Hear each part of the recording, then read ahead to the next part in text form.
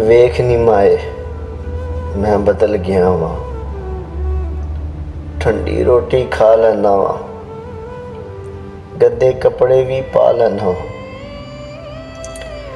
सारा गुस्सा पी जाना वा हर दुख तिलप सी जाना वा सारियां गल्लां डर लेना वा